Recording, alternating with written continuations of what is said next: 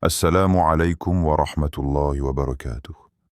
Que la paix d'Allah descende sur ton cœur, là où personne ne regarde, là où les mots manquent, là où les soupirs deviennent des invocations silencieuses.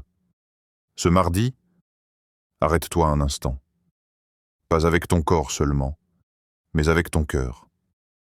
Ce mardi n'est pas un jour comme les autres, non pas parce qu'il porte un secret visible, mais parce que toi, tu es différent aujourd'hui.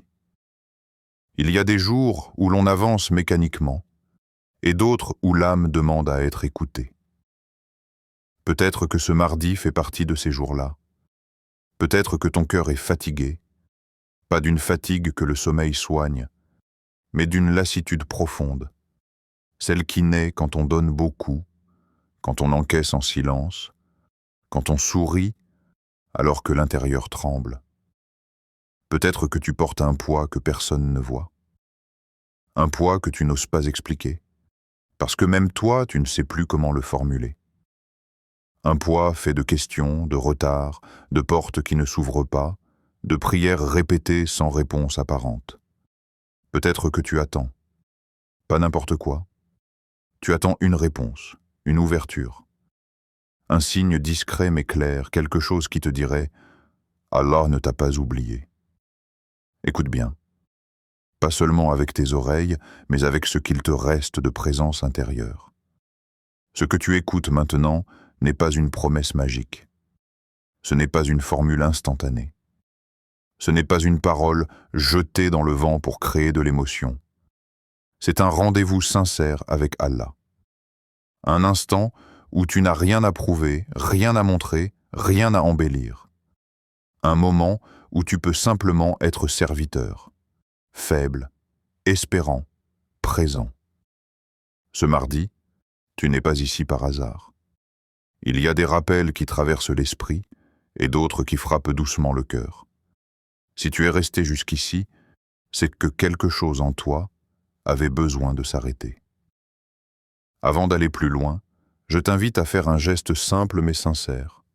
Abonne-toi, non pas par habitude, mais comme on accepte un rappel régulier pour le cœur. Et écris en commentaire un mot, une phrase, quelque chose qui te ressemble aujourd'hui. Par exemple, « Je confie » ou « Ya Allah, je suis là » ou simplement « J'ai besoin de toi ». Ce n'est pas pour l'algorithme, c'est pour toi. Parce que mettre des mots, c'est déjà déposer un fardeau. Partage aussi ce rappel, peut-être à une personne silencieuse, peut-être à quelqu'un qui sourit trop, peut-être à quelqu'un qui n'ose plus parler de sa foi. Tu ne sais jamais quelle vidéo peut devenir une miséricorde pour quelqu'un d'autre. Et surtout, reste jusqu'à la fin. Pas parce que je te le demande, mais parce qu'une surprise t'attend. Une surprise qui n'est pas matérielle, mais spirituelle. Quelque chose que tu ne comprendras pleinement qu'à la dernière minute de ce rappel. Ce mardi peut devenir un point de bascule, pas forcément dans les événements visibles, mais dans la façon dont ton cœur regarde Allah. Ici, la parole n'est pas un discours, c'est un rappel. Ici, la voix n'est pas un bruit, c'est une invitation. Ici, on ne cherche pas à impressionner, on cherche à réveiller, à raviver une foi parfois étouffée par le rythme, par les attentes, par les déceptions. Ce que tu t'apprêtes à écouter n'exige pas que tu sois fort. Il exige seulement que tu sois vrai. Alors pose ce que tu fais, respire, et laisse ce mardi te parler autrement. Entrons maintenant dans ce que ton cœur attendait sans le savoir. Le mardi, un jour discret mais puissant. Le mardi passe souvent inaperçu, presque effacé entre l'élan du début de semaine et l'attente de ce qui viendra ensuite. Il n'a pas la symbolique forte du vendredi, ni l'énergie parfois artificielle du lundi. Il arrive sans bruit, sans annonce, sans attente particulière. Et pourtant, dans la sagesse parfaite d'Allah, aucun jour n'est vide, aucun instant n'est laissé au hasard, aucune parcelle du temps n'est créée sans sens. Le mardi existe parce qu'Allah l'a voulu. Et s'il l'a voulu, c'est qu'il porte une capacité, une ouverture, une possibilité que beaucoup négligent simplement parce qu'elle ne se montre pas d'elle-même. Le croyant conscient ne regarde pas les jours comme le monde les regarde. Il ne mesure pas la valeur du temps à son utilité matérielle ou à son rendement visible. Il sait que le temps est une créature d'Allah, un dépôt confié, un terrain sur lequel se joue quelque chose de bien plus profond que l'organisation d'une semaine. Le mardi, comme chaque jour, est un espace où le cœur peut soit s'éloigner davantage, soit revenir, même lentement, même discrètement, vers celui qui l'a créé. Et parfois, ce sont précisément les jours discrets qui portent les transformations les plus durables, parce qu'ils ne sont pas chargés de pression, mais offerts à la sincérité. Il y a dans le mardi une forme de neutralité qui peut devenir une force. Rien n'y est imposé émotionnellement, rien n'y est attendu par défaut. C'est un jour où l'âme peut parler sans être influencée par des codes collectifs.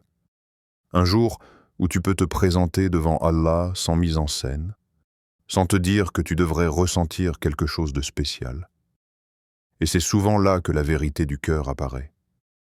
Quand il n'y a plus d'excuses liées au contexte, quand il n'y a plus d'émotions empruntées à un jour particulier, il ne reste que toi, ton état réel et ton Seigneur. Dans la sagesse divine, Allah aime les actes constants, même s'ils sont modestes. Le mardi devient alors le symbole de cette constance silencieuse. Il te rappelle que la foi n'est pas une montée émotionnelle ponctuelle, mais une fidélité quotidienne. Revenir à Allah un mardi, sans témoin, sans occasion spéciale, sans pression extérieure, c'est un signe de sincérité. C'est dire « Je reviens à toi non pas parce que le jour est sacré, mais parce que tu l'es ». Et cette intention, même si elle est faible, même si elle est hésitante, a un poids immense auprès d'Allah. Chaque jour est une occasion de purifier l'intention, mais certains jours, justement parce qu'ils sont ordinaires, permettent une purification plus vraie. Le mardi te confronte à toi-même. Pourquoi invoques-tu quand tu invoques? Pourquoi te rappelles-tu d'Allah aujourd'hui? Est-ce que par habitude, par peur, par espoir ou par amour?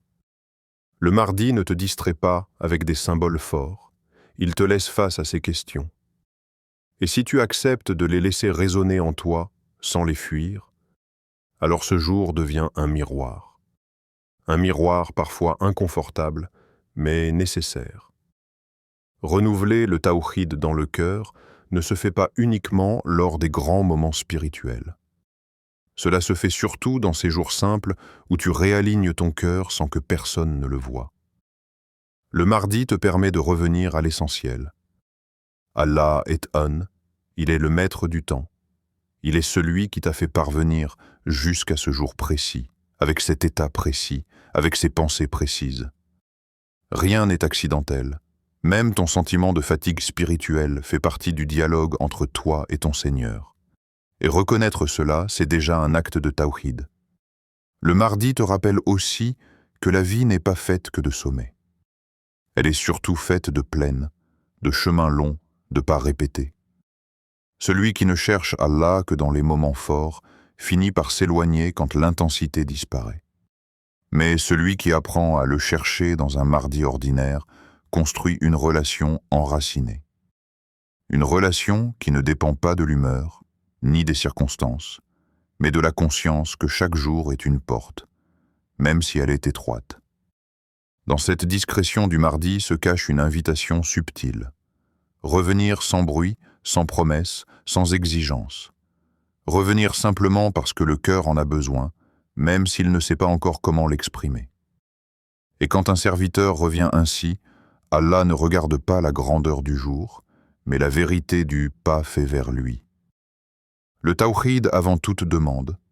Avant de demander, rappelle-toi qui est Allah. Cette phrase semble simple, presque évidente, et pourtant elle est souvent négligée. Beaucoup demandent avant même de se souvenir. Beaucoup invoquent Allah comme on frappe à une porte dans l'urgence, sans prendre le temps de reconnaître à qui appartient cette porte, qui l'ouvre, qui décide quand et comment. Le tawhid commence là. dans cette reconnaissance profonde, intérieure, que celui à qui tu parles n'est pas un moyen parmi d'autres, mais l'origine de toute chose. Allah entend même ce que tu ne dis pas. Il entend les soupirs étouffés, les pensées inachevées, les invocations qui meurent avant d'atteindre les lèvres.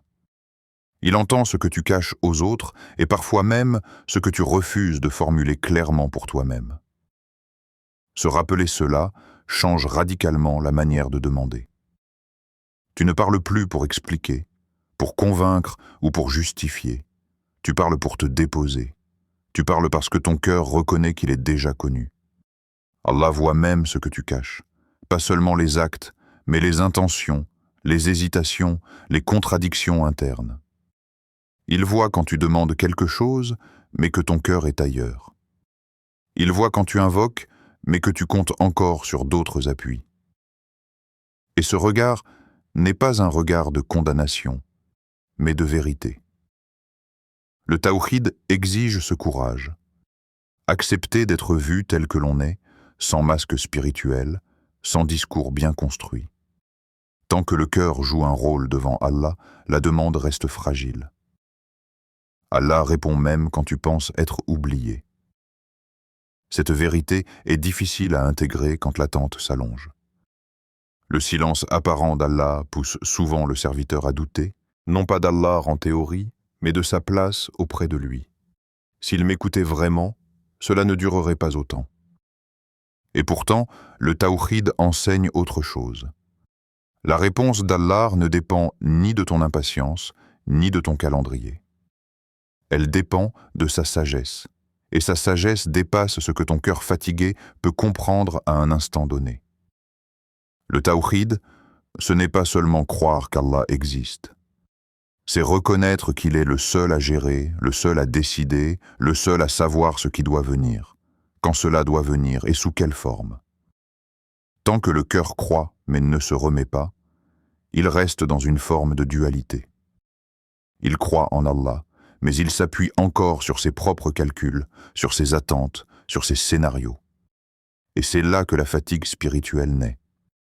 Parce que le cœur porte un poids qu'il n'a jamais été créé pour porter. S'en remettre totalement à Allah ne signifie pas cesser d'agir ou de demander. Cela signifie agir sans croire que l'action est souveraine, demander sans croire que la formulation est décisive. Cela signifie accepter que la réponse d'Allah puisse prendre une forme différente de celle espérée, sans que cela remette en cause sa proximité. Le tawhid purifie la demande. Il enlève la tension. Il transforme l'invocation en acte d'adoration et non en simple outil pour obtenir. Quand le tawhid est vivant dans le cœur, la demande change de ton. Elle devient plus humble, plus posée, plus confiante. On ne demande plus avec exigence, mais avec certitude. On ne demande plus avec peur d'être ignoré, mais avec la conviction d'être entendu, même si la réponse tarde. Et cette certitude apaise plus que 1000 réponses immédiates. Elle réorganise l'intérieur. Elle remet Allah à sa place véritable, au centre. Avant toute demande, il y a donc ce retour intérieur. Qui est celui à qui je parle? Est-ce que je le vois comme un secours ponctuel ou comme le Seigneur absolu? Est-ce que je lui confie vraiment mon affaire ou est-ce que je lui expose simplement mon problème en gardant le contrôle? Le tawhid ne se mesure pas aux mots prononcés, mais au degré d'abandon du cœur. Et tant que ce rappel n'est pas intégré, les demandes s'enchaînent sans apaisement. Mais quand le tawhid s'installe, même lentement, même imparfaitement, quelque chose change. Le cœur cesse de lutter contre le décret. Il commence à respirer dans la confiance. Et c'est là que la relation avec Allah cesse d'être transactionnelle pour devenir une véritable remise de soi. Pourquoi répéter une prière 5 fois? La répétition ne change pas Allah. Cette vérité est essentielle, car beaucoup confondent la sagesse spirituelle avec une logique mécanique. Allah n'a pas besoin que tu répètes pour entendre, ni que tu insistes pour comprendre. Il n'est pas influencé par le nombre, ni par la fréquence, ni par la forme. Il est celui qui sait avant même que la demande ne naisse dans ton cœur. Alors pourquoi répéter? Pourquoi revenir encore et encore aux mêmes mots, à la même invocation, au même appel intérieur? Parce que la répétition ne vise pas le ciel, elle vise le cœur. Le cœur humain est instable. Il se détourne vite, il se fatigue vite, il se rassure avec des illusions de contrôle. Une invocation dite une seule fois peut être sincère, mais elle est souvent encore chargée d'orgueil, même subtilement. On invoque en pensant savoir ce qui est bon pour soi. On invoque en ayant déjà imaginé la réponse. On invoque en gardant une part de maîtrise intérieure. La répétition agit alors comme un travail lent, presque invisible, qui polit cette dureté. À chaque fois que tu répètes, une couche tombe. À chaque fois que tu reviens, quelque chose se fissure dans l'illusion de suffisance. Répéter une invocation casse l'orgueil, non pas de manière brutale mais progressive. La première fois, tu demandes. La deuxième fois, tu insistes. La troisième fois, tu commences à sentir ta dépendance. La quatrième fois, tu réalises que tu n'as rien d'autre à quoi t'accrocher. La cinquième fois, tu n'es plus dans la demande. Tu es dans la reconnaissance de ton besoin. Et cette reconnaissance est une adoration en soi. Elle place le serviteur à sa juste place et Allah à la sienne. Le tawhid s'enracine là, dans ce mouvement intérieur où l'ego recule sans qu'on l'ait combattu frontalement. La répétition installe aussi l'humilité. Elle t'oblige à revenir avec les mêmes mots, parfois avec la même fatigue, parfois avec le même vide. Elle te confronte à ta lenteur intérieure. Tu réalises que ton cœur n'obéit pas aussi vite que tu le voudrais, que la sérénité ne se commande pas, que la foi se cultive. Cette humilité était précieuse, car elle t'empêche de transformer la spiritualité en performance. Tu ne répètes pas pour réussir, tu répètes parce que tu as besoin. Et ce besoin assumé est une porte immense vers Allah. L'âme, elle aussi, se calme par la répétition. Comme un enfant inquiet que l'on rassure par une parole constante, l'âme trouve dans l'invocation répétée un rythme, une stabilité. Le monde extérieur est changeant, imprévisible, parfois violent. La répétition crée un espace intérieur stable où l'âme peut se poser. Ce n'est pas la nouveauté qui apaise, c'est la constance. Et dans cette constance, l'âme commence à respirer autrement. Elle comprend qu'elle n'est pas abandonnée à ses propres tourments, qu'elle a un refuge accessible à tout moment. Répéter renforce aussi la certitude. Pas une certitude intellectuelle, mais une certitude vécue. À force de revenir vers Allah avec les mêmes mots, le cœur intègre une vérité simple. Je reviens toujours au même Seigneur, et il est toujours là. Même si je ne ressens rien de spectaculaire, même si je ne vois rien changer immédiatement. Cette certitude ne supprime pas l'épreuve, mais elle empêche le désespoir. Elle devient une lumière douce qui accompagne l'attente sans la rendre insupportable. 5 fois n'est pas un chiffre magique. Il n'a de valeur que par l'intention qui l'accompagne. 5 fois, c'est assez pour sortir de la précipitation, et pas trop pour tomber dans la mécanique. 5 fois, c'est un rythme humain, accessible, répété avec présence. Non par superstition, non pour forcer une réponse, mais pour s'installer dans un état de retour, d'écoute intérieure, de disponibilité du cœur. Si une seule de ces répétitions est faite avec une présence sincère, elle peut valoir plus que 1000 paroles prononcées sans conscience. La répétition, en réalité, est une école. Elle apprend la patience, elle enseigne la dépendance, elle affine l'intention. Et plus tu répètes avec sincérité, plus tu réalises que ce que tu cherchais à l'extérieur commence à se transformer à l'intérieur. Non pas parce que tu as répété, mais parce que tu t'es laissé transformer par ce retour constant vers Allah. Ce mardi, ne demande pas. Confie. Il y a une différence immense entre demander et confier. Demander, tout le monde sait le faire. Même celui qui ne croit pas vraiment demande quand il est acculé. Demander peut être instinctif, presque réflexe. Mais confier est autre chose. Confier suppose une reconnaissance profonde. Je ne maîtrise pas, je ne contrôle pas, je ne comprends pas tout. Confier, c'est déposer ce qui pèse, sans garder une main crispée dessus. Et c'est précisément cela qui est le plus difficile pour le cœur humain. Ne dis pas seulement « Oh Allah, donne-moi ». Cette demande, en soi, n'est pas mauvaise. Allah aime qu'on lui demande. Mais parfois, cette demande est se charger d'une tension invisible.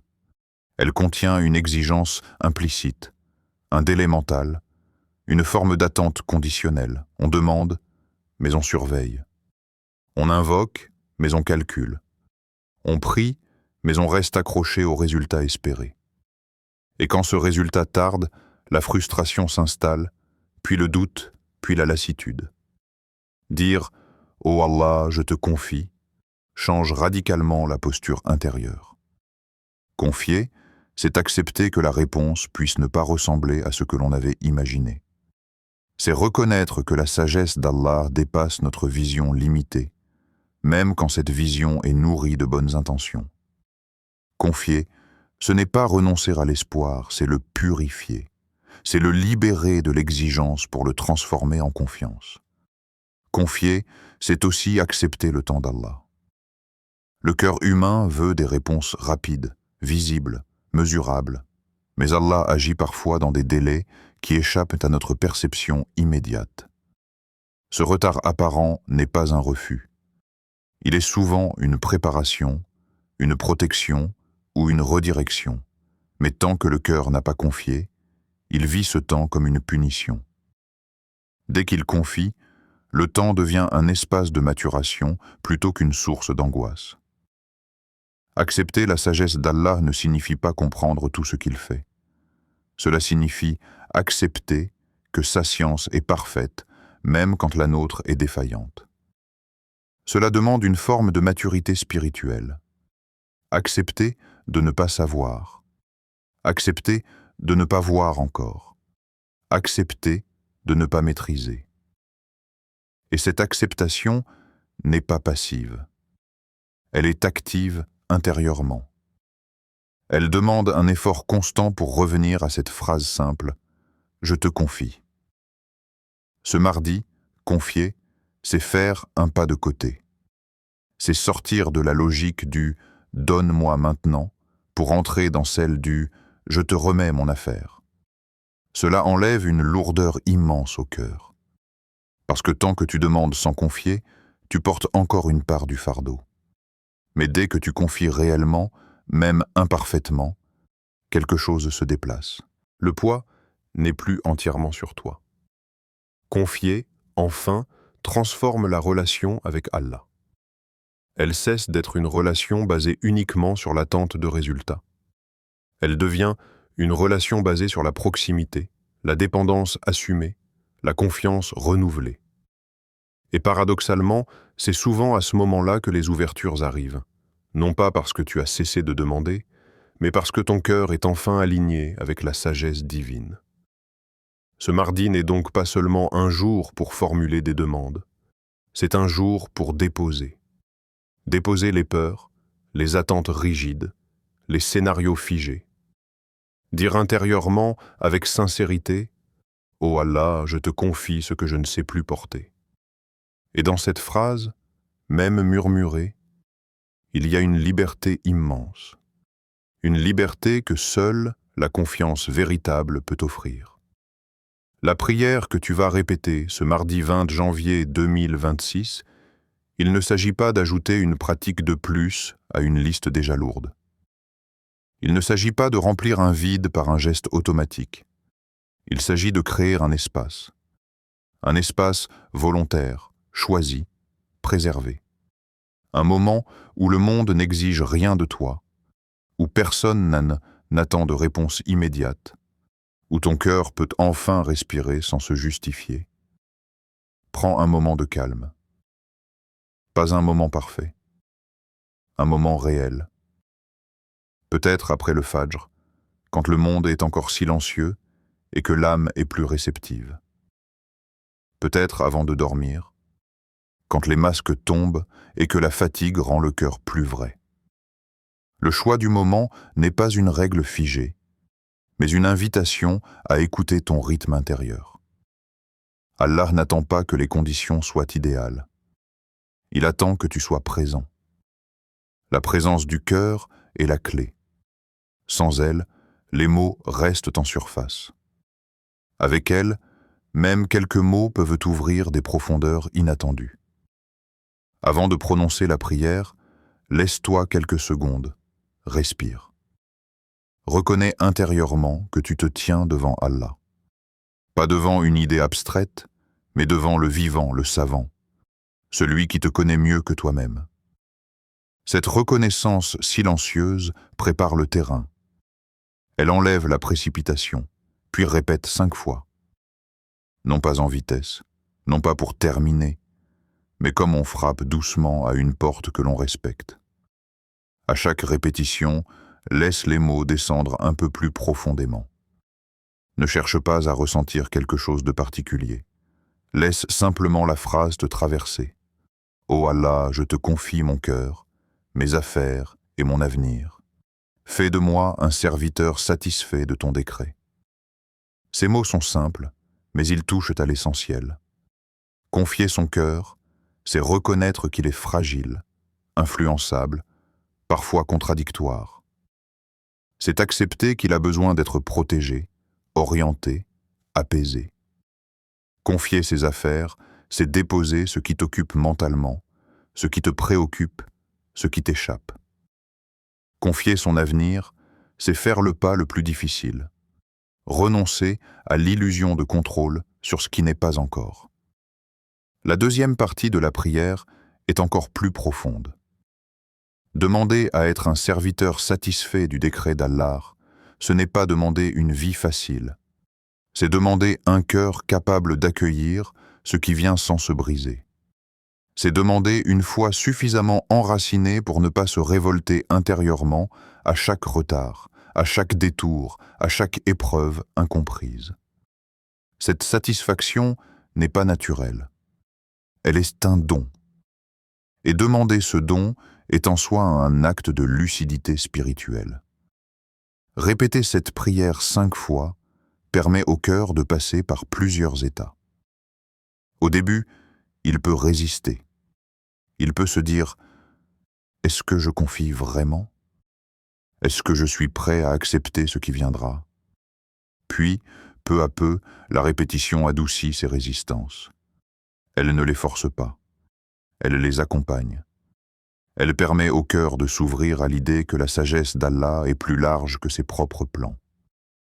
Cette prière n'est pas une clé magique. Elle n'oblige pas Allah à agir selon ton attente.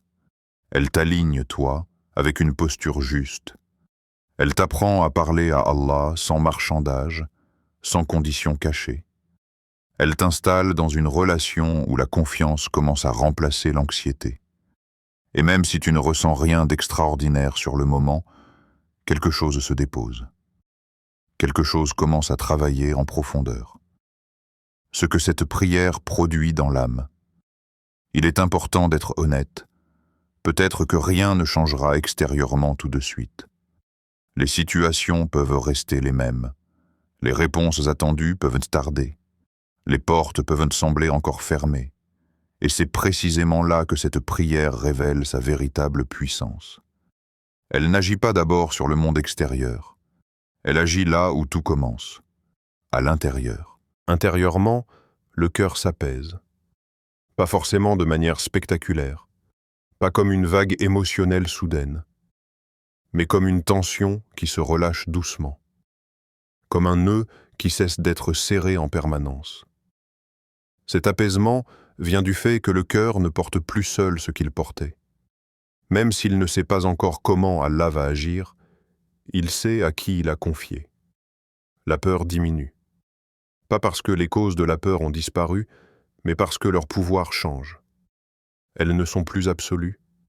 elles ne sont plus seules. La peur perd son caractère écrasant quand elle est replacée dans un cadre plus large, celui de la sagesse divine.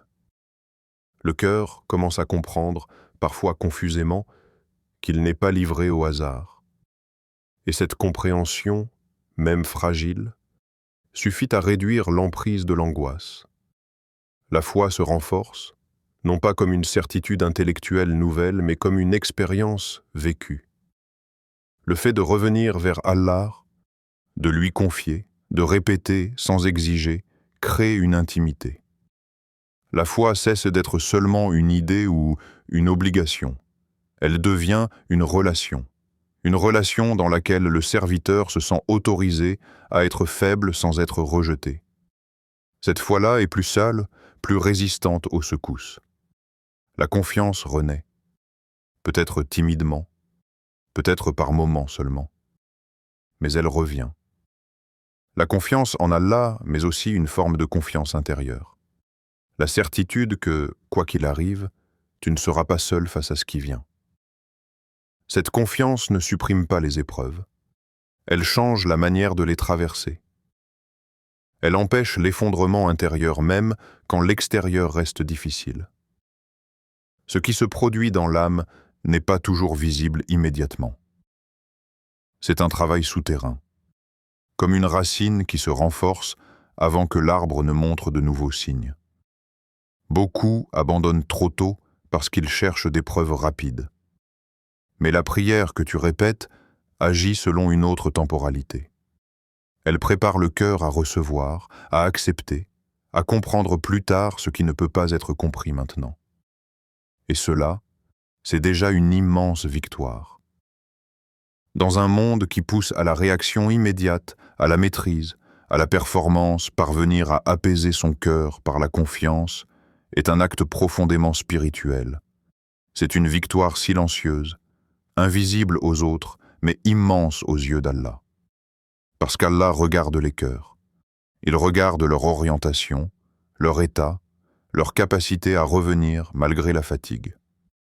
Même si rien ne change autour de toi ce mardi, si ton cœur devient un peu plus confiant, un peu plus apaisé, un peu plus remis à Allah, alors ce jour n'aura pas été ordinaire. Il aura été un jour de transformation intérieure.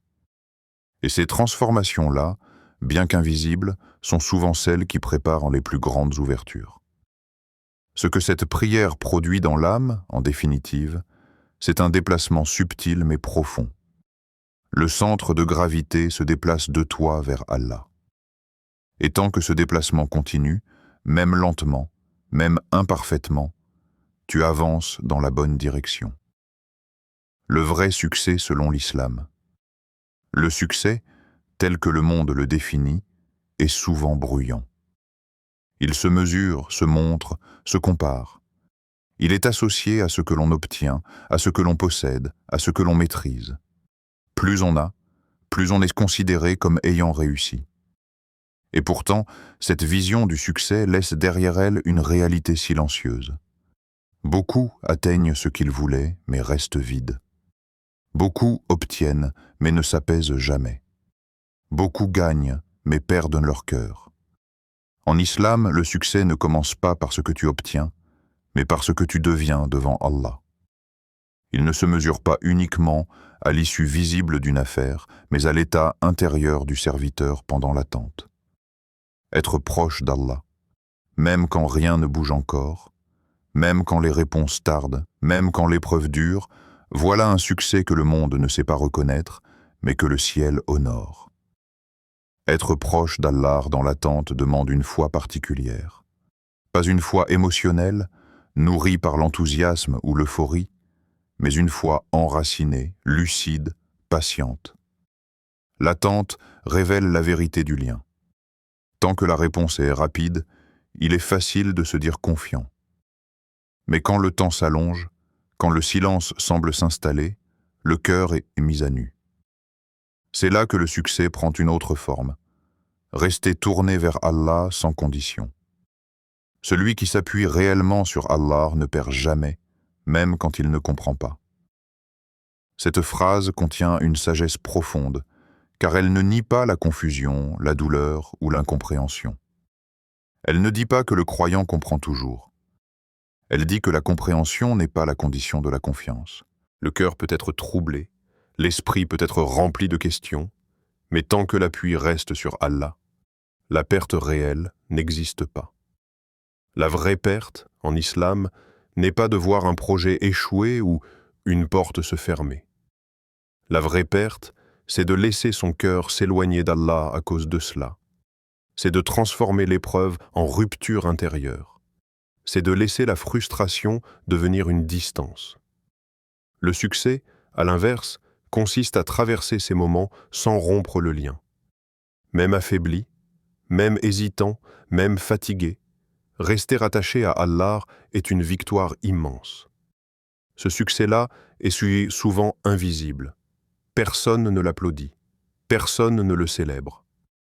Il se vit dans les silences, dans les invocations répétées sans réponse immédiate, dans les nuits où le cœur parle à Allah sans trouver les mots justes. Il se vit quand le serviteur choisit de continuer à prier, à invoquer, à espérer, non pas parce qu'il voit le résultat, mais parce qu'il connaît celui à qui il s'adresse. L'islam ne promet pas une vie sans épreuve. Il promet un sens. Il promet une direction.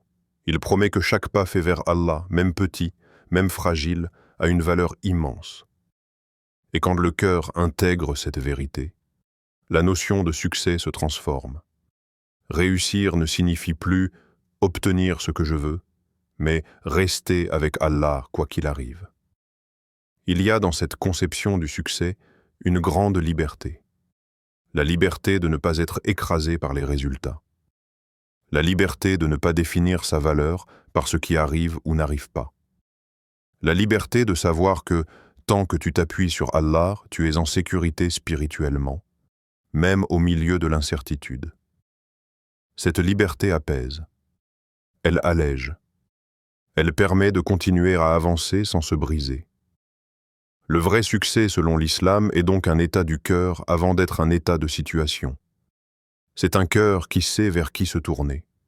Un cœur qui revient encore et encore, même après les déceptions.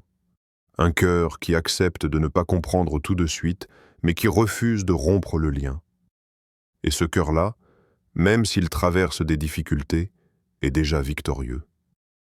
Ô Allah, toi l'unique, le sage, le miséricordieux, toi qui connais nos états avant même que nous les comprenions, purifie nos intentions, retire de nos cœurs ce qui ne te plaît pas, et fais de notre retour vers toi un retour sincère. Ô Allah, apaise nos cœurs troublés, ceux qui portent des poids invisibles, ceux qui attendent sans savoir combien de temps encore, ceux qui te cherchent avec fatigue, mais avec vérité. Ô Allah, renforce notre tawhid, non pas seulement dans nos paroles, mais dans nos choix, dans nos attentes, dans notre manière de te confier nos affaires. Ô Allah, en ce mardi, fais de nous des serviteurs confiants, patients dans l'épreuve, lucides dans l'attente et reconnaissants dans l'aisance. Ô Allah, ouvre pour nous les portes que nous ne savons même pas demander. Protège-nous de ce qui nous détournerait de toi, et rapproche-nous de toi plus que tout ce que nous espérons dans ce monde. Amin. Si ce rappel a touché ton cœur, sache que ce n'est pas un hasard. Ce n'est pas simplement une vidéo parmi d'autres. C'est un appel discret, un rappel déposé au bon moment, une miséricorde qui te rejoint là où tu en es, sans te demander d'être plus fort, sans te demander d'être parfait. Parfois, Allah ne change pas immédiatement la situation, mais il change la manière dont le cœur la porte. Et ce changement-là est déjà une réponse. Écris « Amin » en commentaire.